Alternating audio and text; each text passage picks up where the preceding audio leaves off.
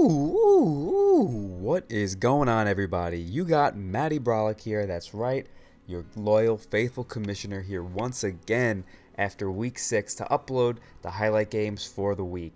Now, this is going to be a fun one. Unfortunately, I'm not joined by the corrupt commissioner.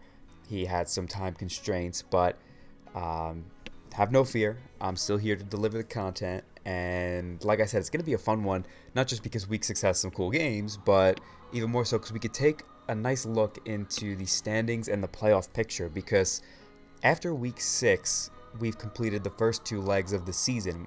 We have 3 rounds of each tier, being RS, Ultra Sun and Ultra Moon, and then Sword and Shield, and we play them consecutively. Obviously, if you're in the league, you'd know this, but for anyone who isn't, just a quick overview. So now there's only one more round of each game coming up after we completed week 6, and there's only one game left for week 6.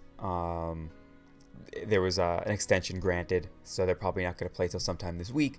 So that's why I figured it would be okay for me to upload the highlight games on this Sunday, because the other 11 have been played and we got some good ones. So yes, we will go over these games, and then I'll show you the standings and the playoff picture afterwards, because as of right now, if I show you that, then that'll kind of spoil maybe the outcome of some of these games,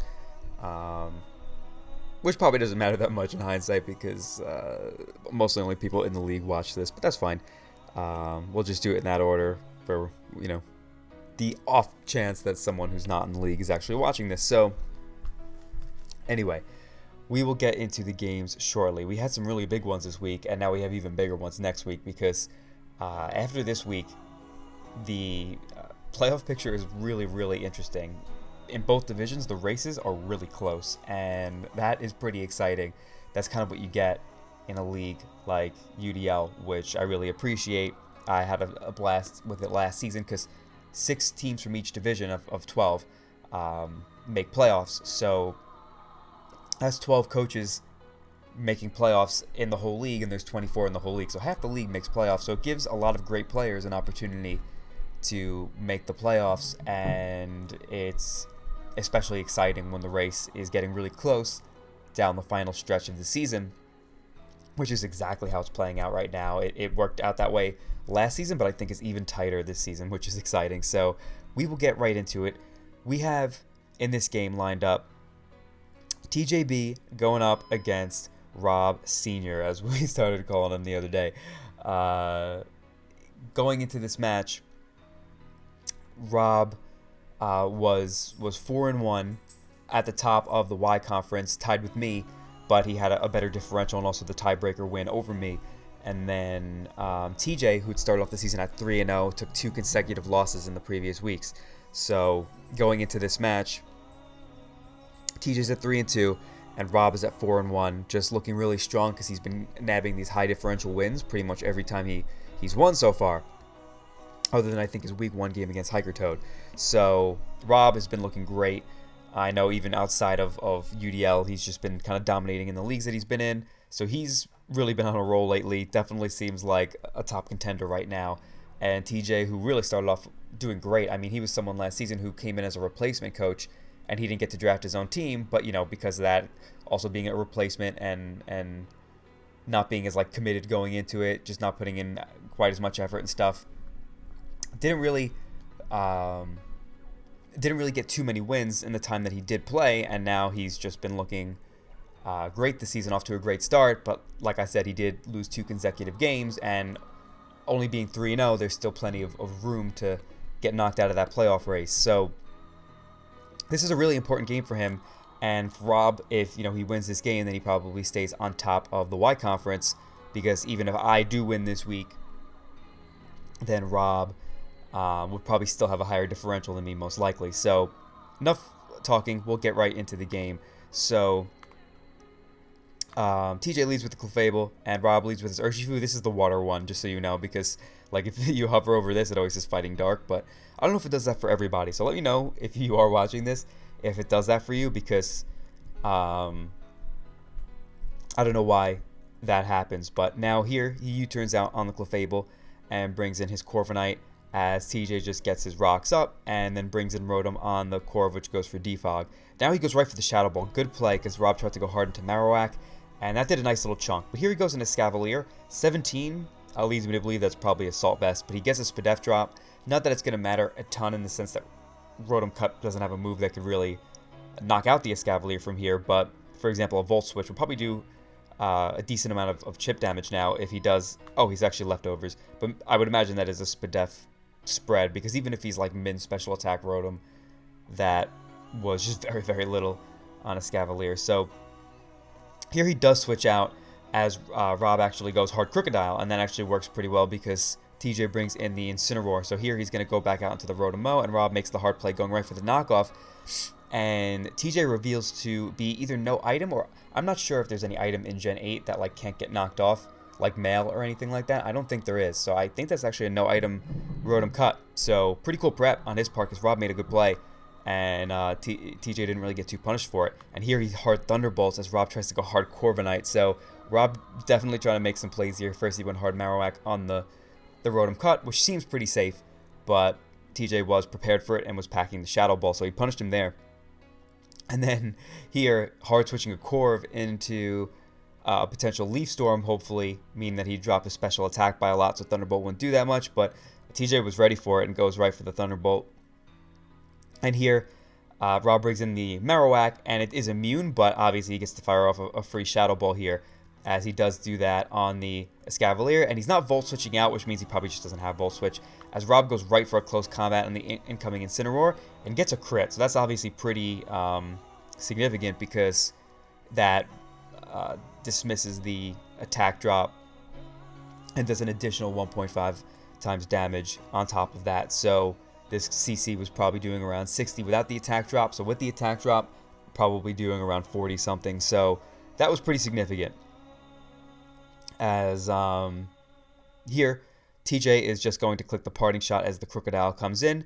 And I was able to bring in the Rotom and click Nasty Plot, as Nasty Plot Rotom is pretty threatening against Rob's team. And he just clicks Shadow Blue here, knocking the Marowak out. And now he's forced out by the Urshifu, as that damage, U-turn doing 49 to a Slowbro, means he's got to be Choice Banded, I would imagine. So takes some Rocky Helmet Chip, though, as now he brings in the Escavalier. And he's able to go right into the Clefable here, hard on the knockoff, which knocks off the Kebia Berry, which is the Poison Resist Berry, and stays into Stealth Rock, but gets knocked out with the Iron Head.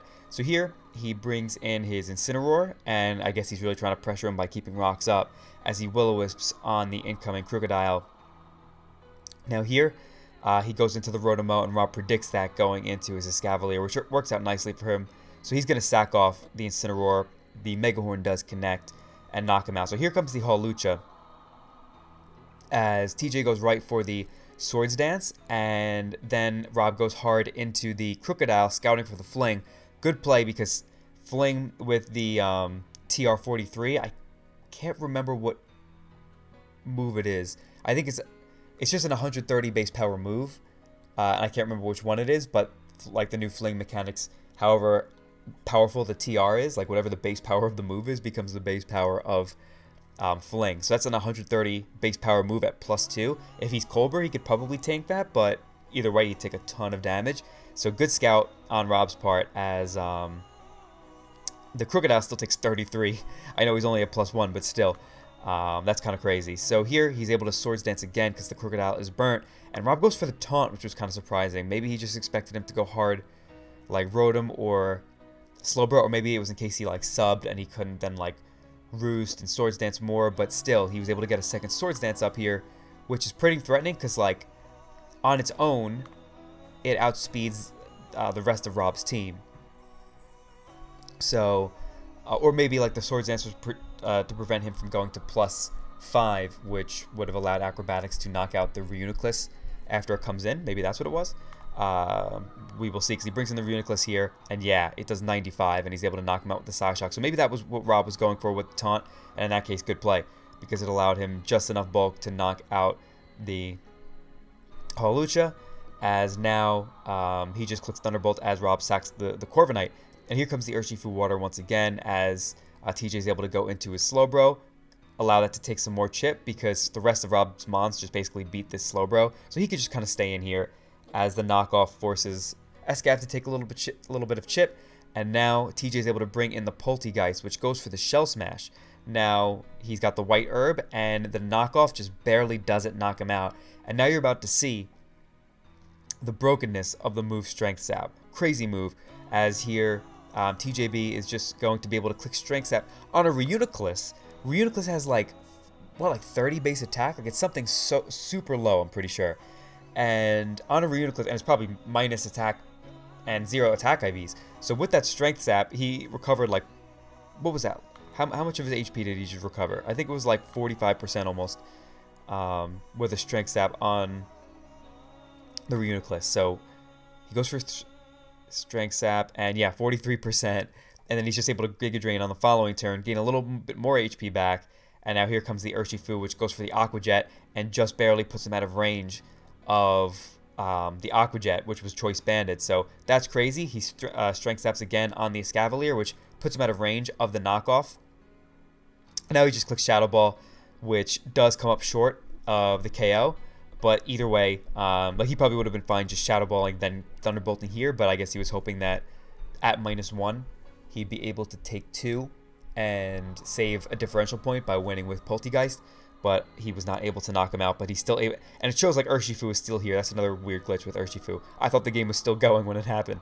But yeah, that was a really, really good game. Really fun one to watch, because I think when it comes to Rob, his best attribute in the draft format, not to like knock his prep or anything, because it's amazing. He's just all around great.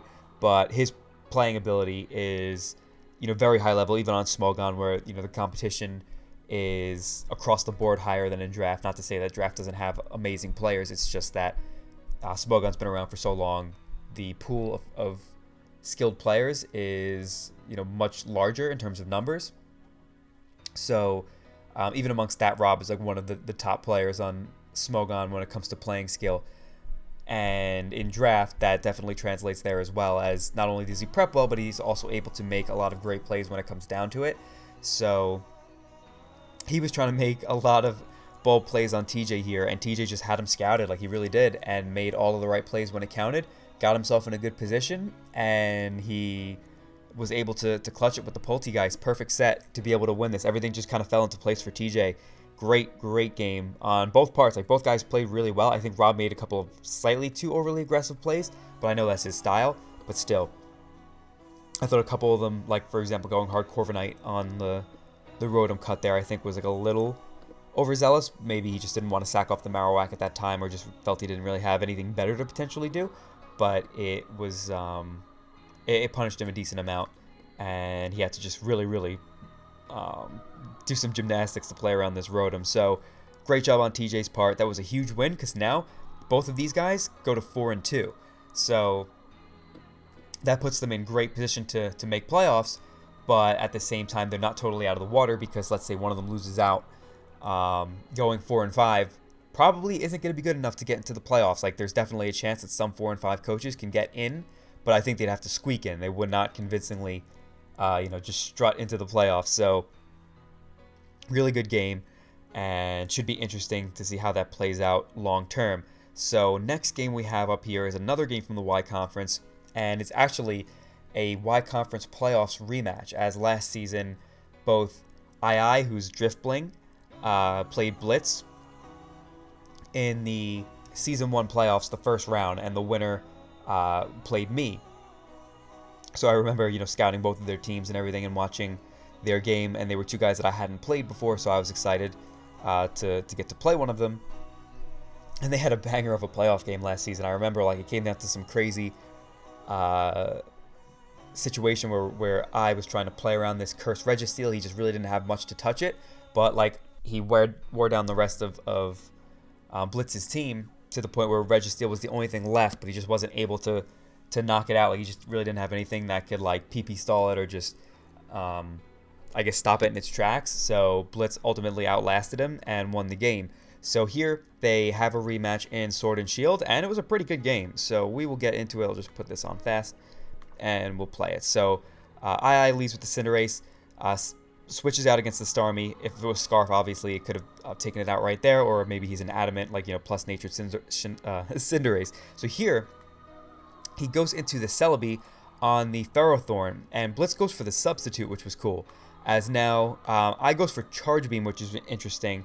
I guess maybe Charge Beam allows him to set up on things like Mana Buzz, even like Starmie. He can click it pretty safely. And then maybe he's got the coverage like Psychic Earth Power or even just Psychic, and could do a good amount of damage to the rest of Blitz's team. Not exactly sure.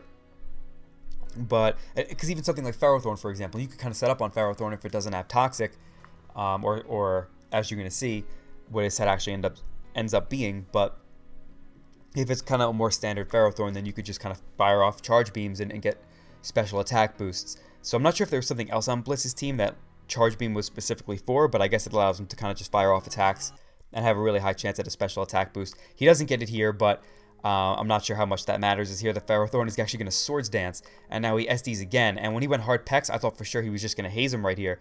But then he shows that he's actually faster, and he Swords Danced again, and I'm like, oh no, he's about to get hazed. But that's actually not the case, and he knocks him off, and both the Charge Beam and the knockoff weren't enough to break one Ferro sub, which is crazy. So here, he goes right for the Bulldoze, and at +6, it only does less than 70%. That's crazy. Like, Toxapex is way too fat. I know Ferro isn't that strong, but like base 94 attack isn't that low. I don't know how much he was invested, but Bulldoze is a weak move still. It turns out the Toxapex has Red Card, which is huge here because the Red Card switches out the Ferrothorn, which was about to just go in, because even, let's say he broke his sub on the next turn with his knockoff, he just subs again, and I has to sack off at least one thing. So that was unfortunate for Blitz, as here he actually drags out the Starmie, which I guess is a pretty good thing for him to get sent into, as the Starmie has a good offensive matchup here. But actually no, he gets red carded into Starmie on a knockoff, which causes him to lose his Assault Vest and also take over half damage. That actually wasn't the best luck for him. So here, he's just going to go right for the flip turn as the Weavile comes in. Here comes the Arcanine. As it turns out, Weavile was White Herb for an Intimidate Arcanine, which is pretty cool, as it could also work in tandem with Weavile's Pickpocket ability. Here he's going to knock off the Arcanine and takes Rocky Helmet Chip, and I thought that it worked kind of like Magician, where if you use a special attack and you don't have an item, you take the opponent's item just with a physical attack, but you actually need to get hit with a physical attack to take the item. So it didn't work how he expected. But either way, kind of a cool tech to just ignore the Intimidate. And he got off a pretty decent chunk on the Arcanine, although Ban probably just would have been better in any, like, most circumstances here. So here, he brings in the Cinderace on the Ferrothorn as it goes for Iron Head, and does some chip. Now here he U-turns out on the Arcanine and doesn't take the Rocky Helmet, which is cool. So here he's going to go for the Stealth Rock, and he's going to stay in on the Starmie, which does end up knocking him out, which was a good play on I's part, because he had a feeling he would just try to Rapid Spin on the obvious switch out, being that Mamoswine normally doesn't want to stay in on Starmie. And now Blitz is going to bring in the Vikavolt against the Mamoswine. So this is pretty cool too, as he's going to go for the Ice Cold Crash, doesn't get the flinch, and here he goes for an Agility, which is definitely a pretty cool move to have on Vikavolt.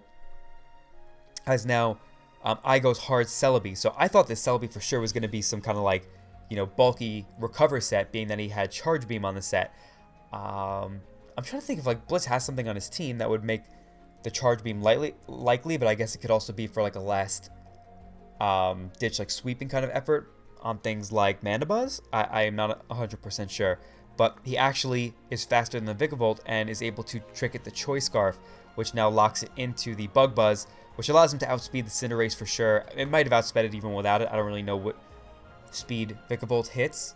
I think it does outspeed Cinderace though, because I think it gets a little over 200, or right near 200, which means +2 with a Timid Nature at least would be able to outspeed Cinderace. But gets the Bug Buzz off here and does quite a bit of damage to the Cinderace, but is knocked out by the Pyro Ball. As here comes the Arcanine and is able to intimidate the Cinderace, and he's able to U-turn, getting a tiny bit of chip, but obviously the Arcanine could just Morning Sun here. As here, I actually brings in his Hitmonlee and goes for the Bulk Up, as Arcanine goes for Scorching Sands, gets the burn, but it turns out that he was Lumberry, which works out nicely for him, as now the Unburden boost comes into play. So now he's a +1/+1 Hitmonlee with +2 speed, which is really threatening for Blitz's team. As here he clicks Scorching Sands again, but that's not going to be able to break the sub.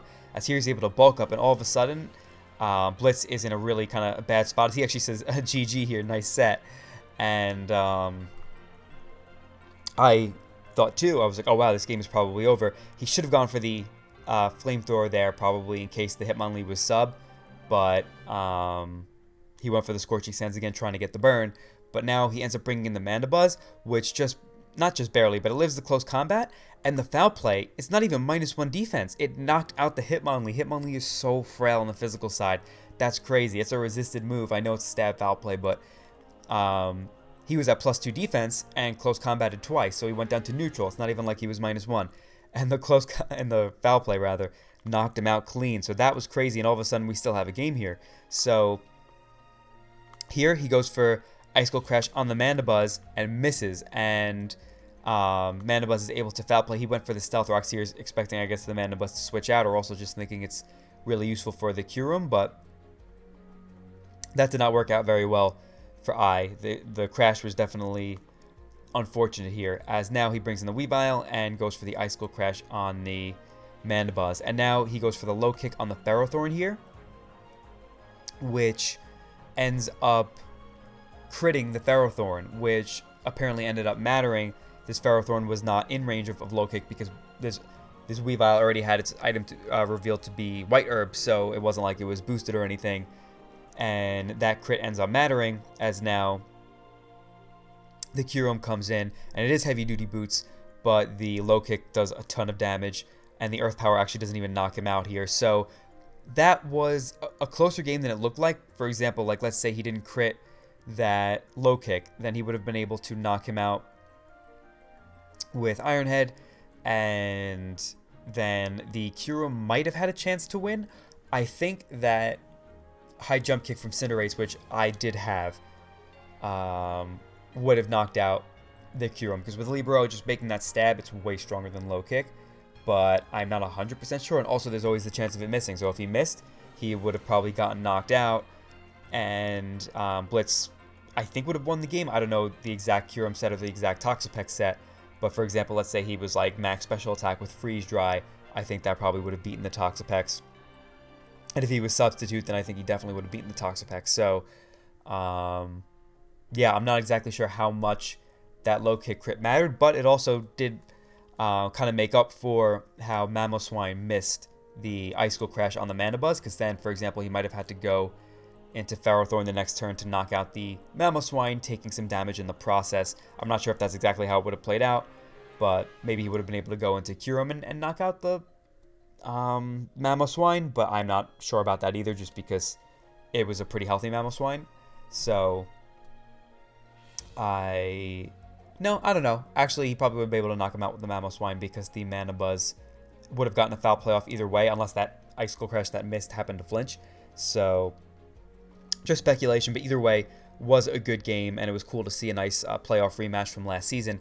And with that win, I now moves to being 4-2, and Blitz moves to 2-4. So not out of the race quite yet, but definitely a kind of tough spot for Blitz. He's probably going to have to win out if he wants to make playoffs. And now II is also in that 4-2 slot, where we saw from last game, both TJ and Rob ended up at 4-2 after that game. So those guys are at 4-2, and I is at 4-2 now. So now going to this next game, we have a pretty interesting one. We have Carson versus Illusion. They both have really fun looking teams, just kind of like balls to the wall offense here, which is always what I appreciate. And the situations for them going into this match, Illusion had to take a forfeit loss last week because he and Seb didn't do a great job getting the schedule sorted out. Like, they waited too long in the week to reach out to each other,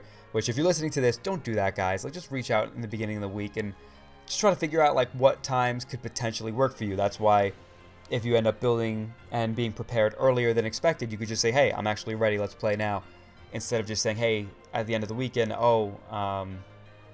let's play now, and then you end up finding out that your opponent has work or is busy on the weekend, and they're just like, oh, well, I can't play at this time, why can't you play at the time that I need to play?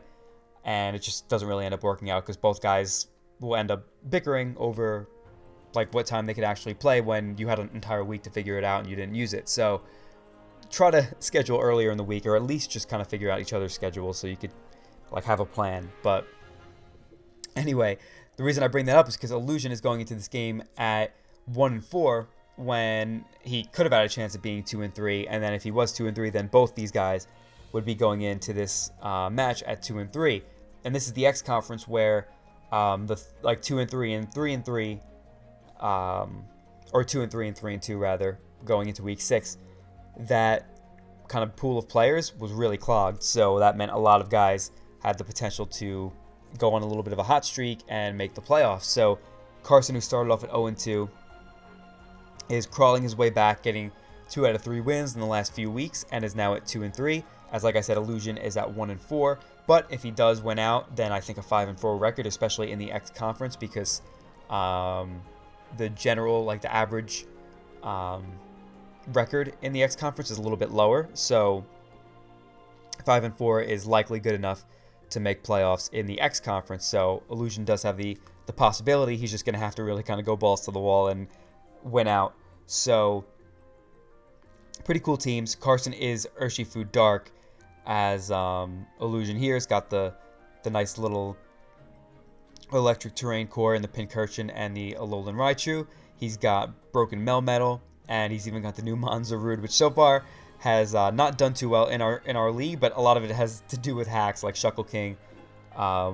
When he used it in week 3, it got hacked. When he used it versus me this week, it got hacked. So we'll see if Illusion can make any better use of it. So here, Carson leads with the Klefki, as Illusion leads with the Sigilyph, and Carson's going to go right for the Light Screen, as that Heat Wave does nothing. Goes for a Spike, as Illusion goes for another Heat Wave, and now Carson looks like he's in a pretty good spot because he's got up a layer. He's got up both screens as he takes another Heat Wave, and now he switches out as Illusion defogs on him, and that is really, really unfortunate for him. Carson just kind of blanked on the defog there, as it isn't something you normally, I guess, expect from Sigilyph, because it's a pretty decent setup mod and also has amazing coverage, which you can make use of with either some kind of choice set, Life Orb, or even Focus Sash with Magic Guard. So here he brings in his Necrozma as everything goes away, and also has the Toxic.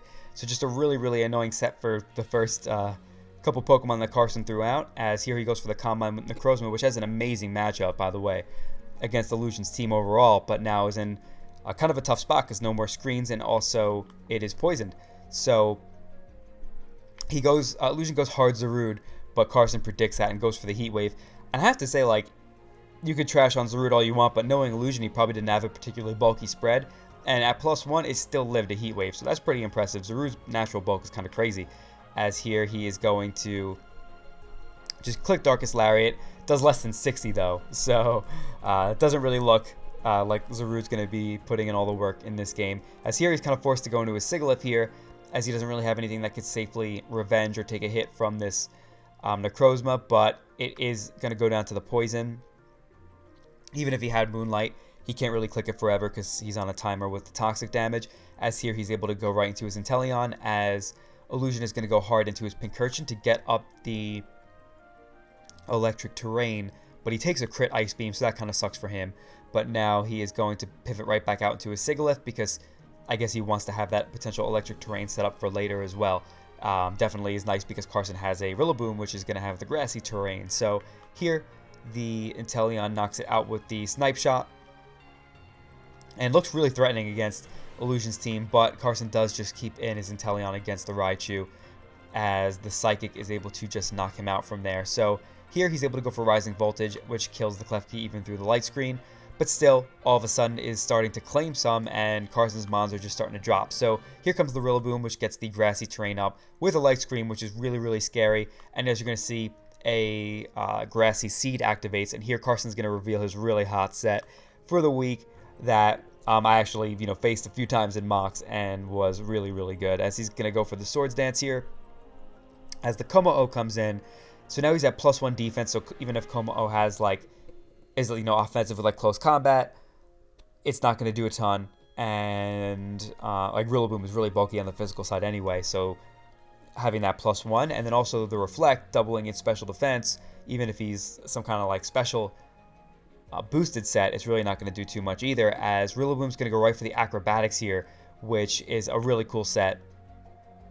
And Illusion goes for the Iron Defense, maybe like just not really realizing the acrobatics and thinking that this Como-O probably couldn't do too much with something like Drain Punch, but the the acrobatics is going to do more than enough to put him in range here, as now he's just going to be able to click another acrobatics, knock out the Como-O, as here comes the Melmetal, as Carson clicks Drain Punch, but the banded Melmetal, even at +1 defense on the Rillaboom, does almost 80%, which is insane. So now Carson's just going to click Drain Punch one more time, as Illusion is going to sack off his Pincurchin and get his Rillaboom back up to about 45%. But now he can bring in the Raichu, as Carson actually makes a bit of a misplay here. The Gengar behind a light screen can take a hit from a Raichu, so he probably would have been better off going hard Urshifu here, I believe, because if he goes Urshifu and Illusion goes Melmetal, predicting like the predicting the Gengar or something. I can't remember what it was, but he probably should not have gone Gengar here, because actually no, I think he probably would have died to a Psychic, but yeah, I can't remember exactly what it was, but I think here I'm not exactly sure what the misplay was, but here I think was a misplay because he brings in the Rillaboom, and now if he clicks Grassy Glide, obviously this is going to knock out the Raichu, but the Raichu is basically forced to click Psychic if he wants to stay in on the Rillaboom here to knock it out, as like Rising Voltage, not being in electric terrain, won't be able to knock him out. But if he goes hard to Urshifu on a Psychic, then still being, actually he's not still behind the light screen, but not having the electric terrain boost, he could live any hit from the Raichu and just clean up the game with the Wicked Blow. And if he goes for, or if he doubles into Melmetal here, expecting, or just switches into Melmetal here, expecting the Grassy Glide, and he does go into his Urshifu, then it's pretty much the same outcome. So that this ends up being kind of a bit of a misplay on Carson, because he would have been in a fantastic spot. The only way Illusion really takes advantage of that is if he makes a really hard prediction here and goes right for the Rising Voltage or Focus Blast on the incoming Urshifu. But he does just switch into his Melmetal on the Grassy Glide, which doesn't do that much damage. And now he's just going to click the Drain Punch, which does a decent little chunk, but is easily in range of the double Iron Bash. As we saw before, even from +1 it did 80, which is pretty crazy. So now he's going to bring in the Urshifu and go for the Wicked Blow. And because the Melmetal is so low, that damage doesn't reveal how much it or how strong the Urshifu is, like whether it is boosted by something like Dread Plate or even Choice Band. And it is Choice Banded, by the way, so it all kind of comes down to this. Now Illusion brings in his Raichu, and either he calls Carson's bluff of having Sucker Punch and goes right for the Focus Blast, which he does have, which I think would knock out the Urshifu from here because he's Life Orb. Urshifu doesn't have a particularly high special defense stat, so he would go down to a Focus Blast if it does land. But because Urshifu does have potential Sucker Punch, then Illusion might want to go for something like Nasty Plot if he has it, because that could help him potentially dance around the Sucker Punches and win the game. So it all kind of comes down to this. Is Illusion going to call his bluff out and go for the Focus Blast here?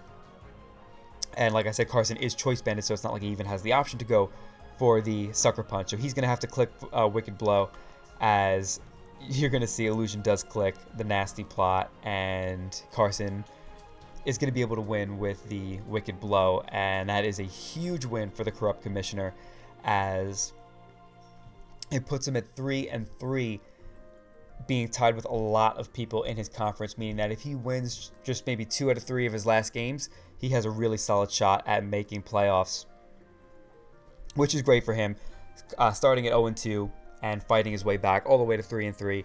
Great job on Carson's end. Illusion played this game really well, especially in the early goings, but just could not really handle the onslaught of that great Rillaboom set. Maybe if he attacked with the Como-O on the Rillaboom, maybe he would have gotten enough damage off where the Choice Band and Melmetal would have been able to knock him out with the double Iron Bash. I'm not sure, because obviously it was a +1 Rillaboom, so like let's say his move was like Body Press or something, it wouldn't have done any damage, and I think that he still would have been outside of range of a double Iron Bash, but that is the way it unfolded.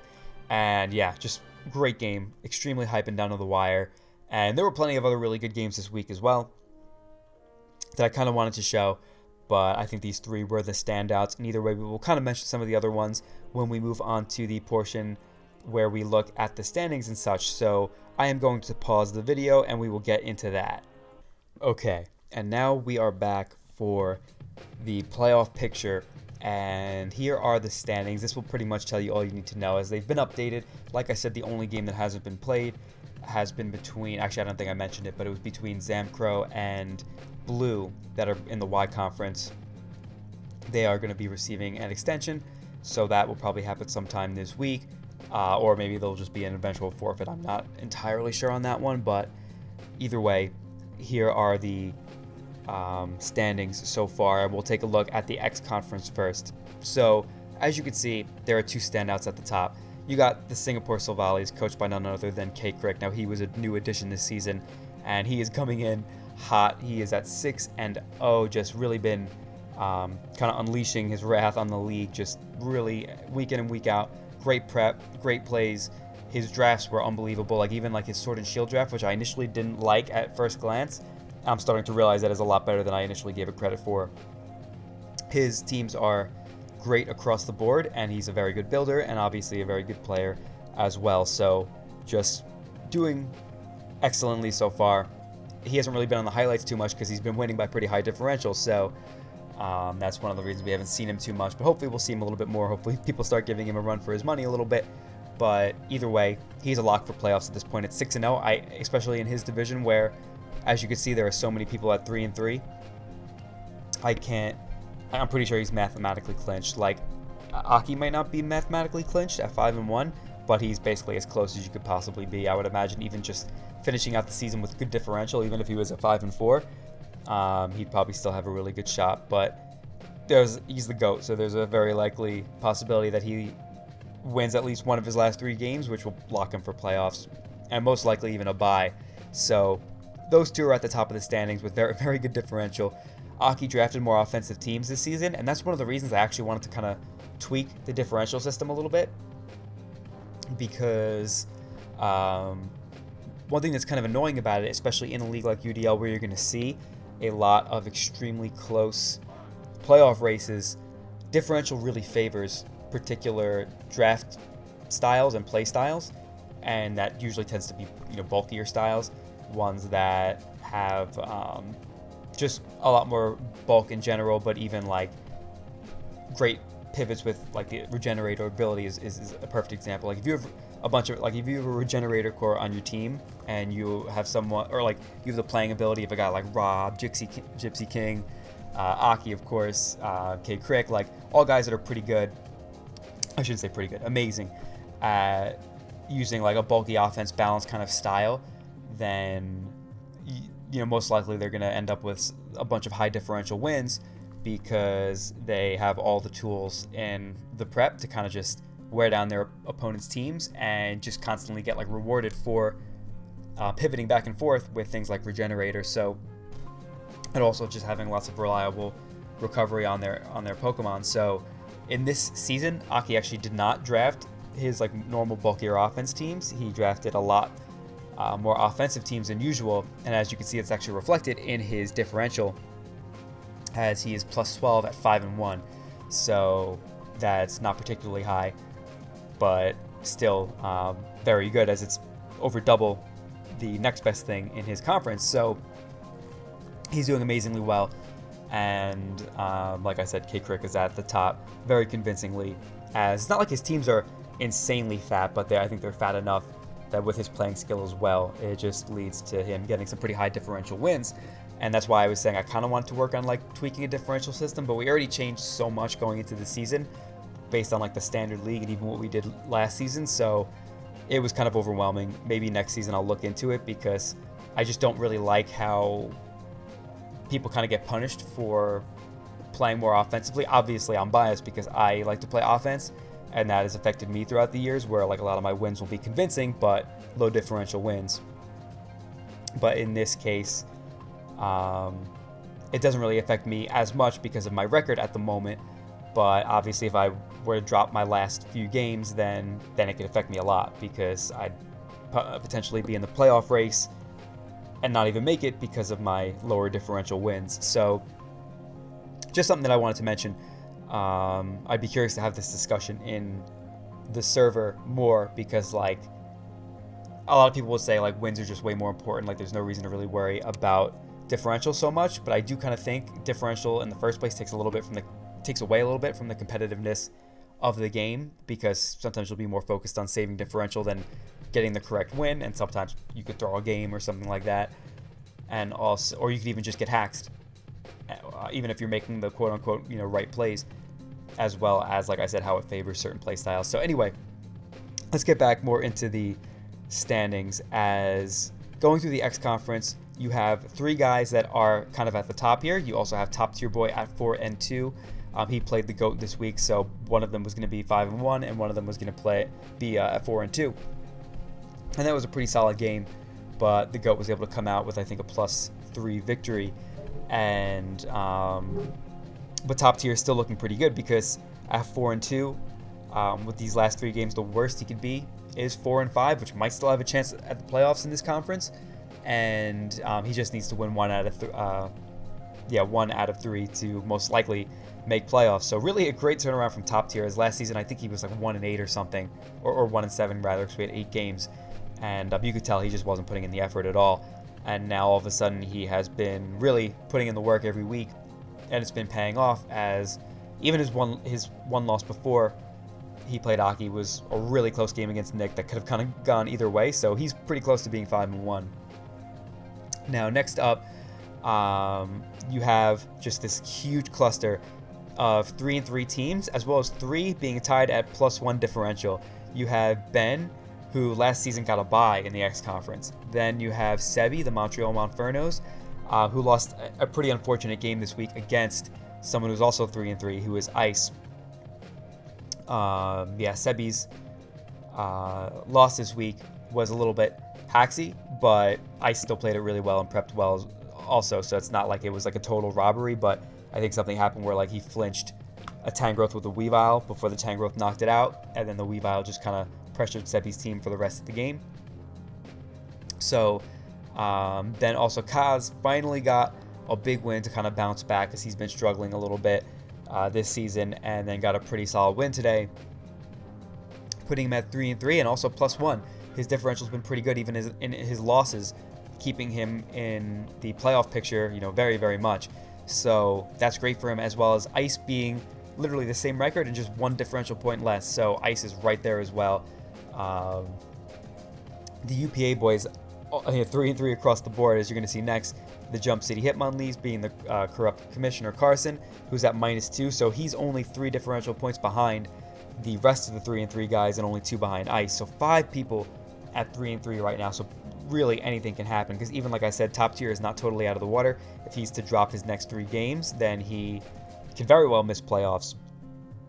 But K-Crick is a definite lock, and I'm pretty sure at 6-0 he is almost a definite lock for a bye as well. And then you have the GOAT here, who is pretty much a definite lock for playoffs, and I think if he gets one more win, will be pretty much a definite lock for a bye also. So the Y Conference or the X Conference is looking really cool. And there's also a couple down here that I didn't mention. Nick, the Baltimore Buzzwolves, he's been picking up some steam, as last week he actually lost to Sebi, but he actually made some misplays where he probably should have won.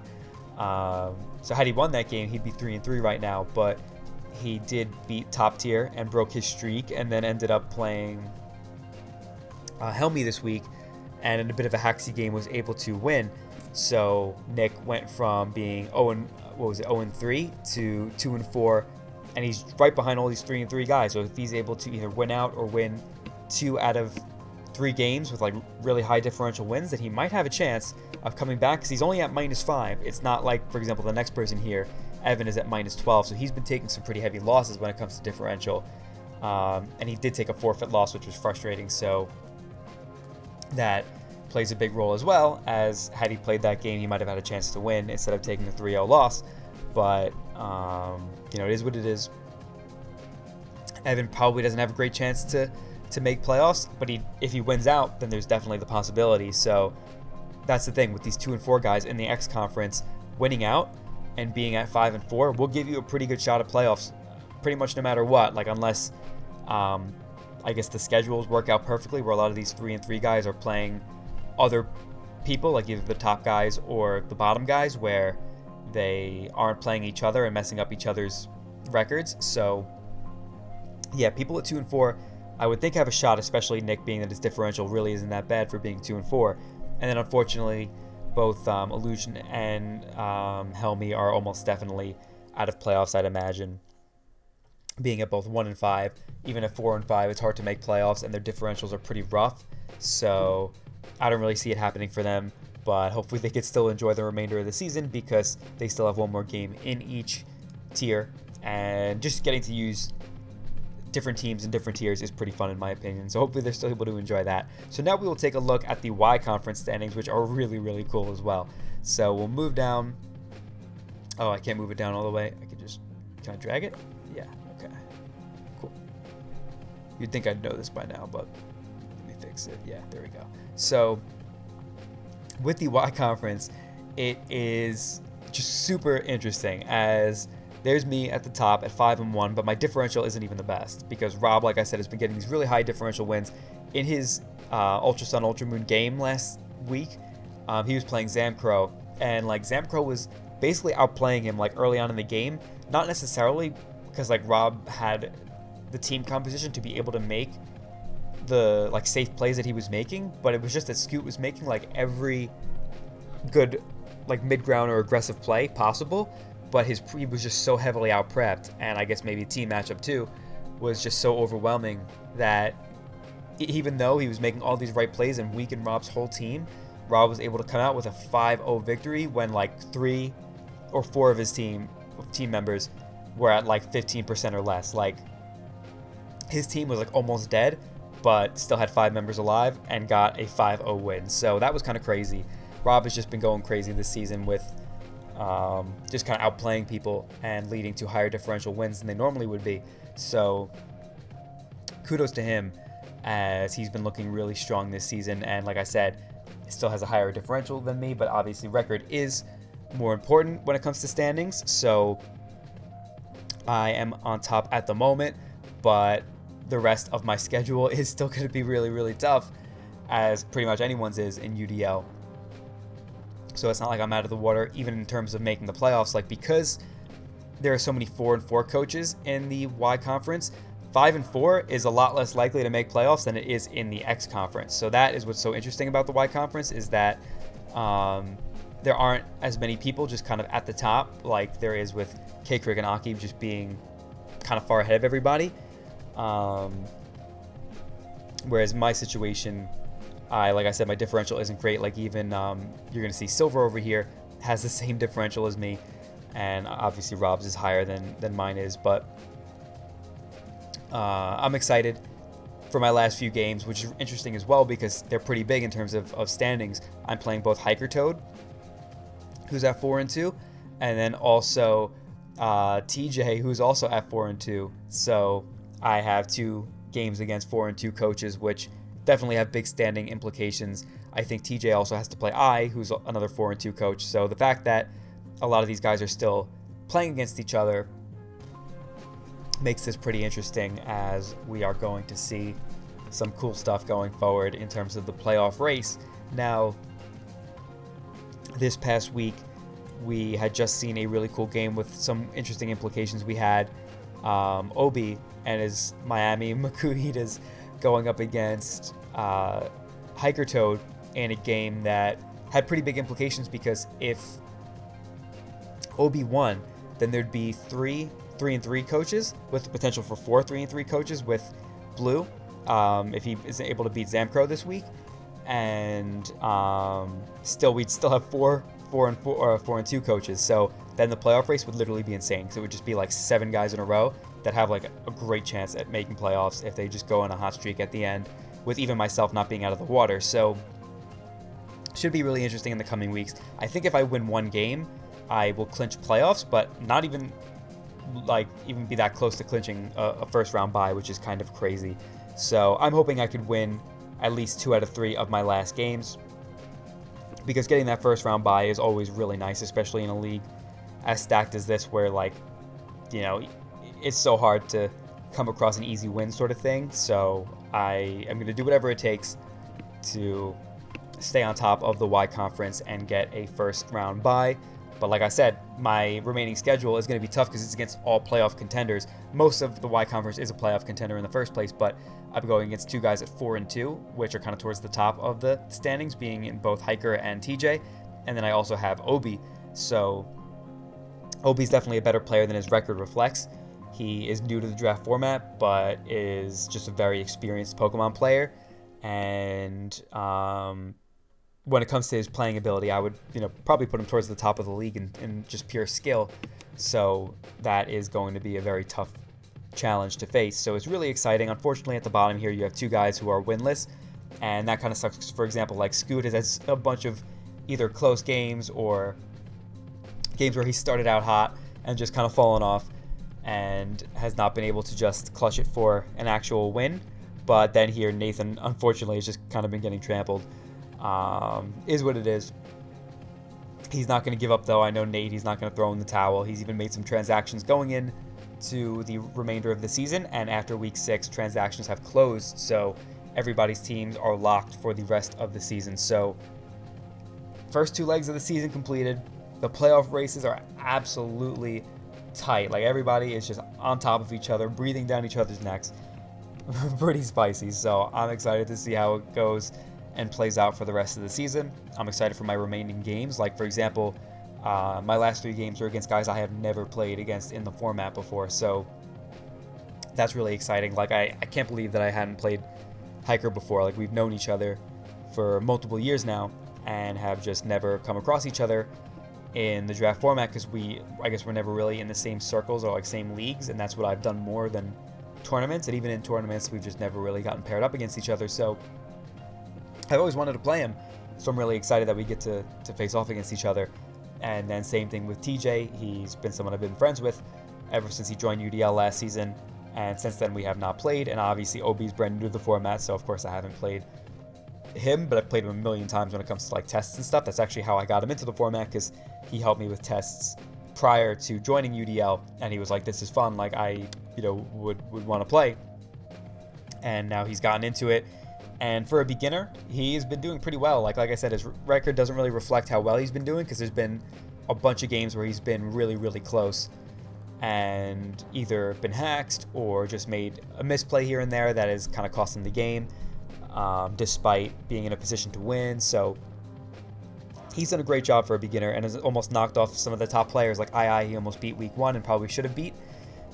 Today he played Hiker Toad, and with a little bit of bad luck early on, and then one, I think, misplay late in the game, or a couple like good aggressive plays on Hiker's part too, led to Obi losing. But it was a good game all around. It really was. So I'm really excited for my last 3 games, and I hope everyone else is feeling the same way. I know for the guys at the bottom of the standings, it's kind of tough, but if you're watching this, I ask that you still give it your all for the last few games, because as you can see, the playoff races are so tight that to just throw and not even try has big implications. Like, it just would really kind of screw up some of the standings when maybe someone gets a 4 or 5-0 win, when if you tried your hardest it would be like a 3-0 or less, and all of a sudden that breaks open the playoff race in a way that really hurts someone else or favors someone else. So I advise you to have fun, try your best. Obviously, it's I want you to have fun first and foremost, so you don't have to kill yourself. Just like try to win at least, instead of like bringing memes or something like that, is what I'm saying.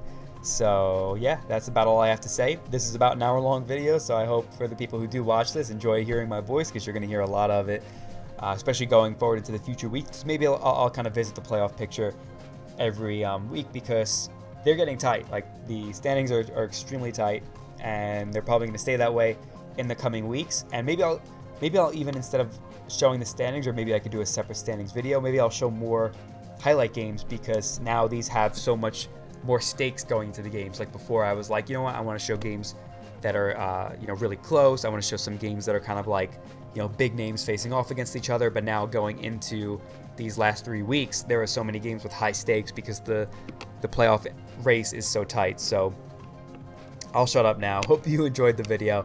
Definitely let me know what you think in the comments below and such. And with that being said, I hope you all have a fantastic day, and I'll see you all in the next one later.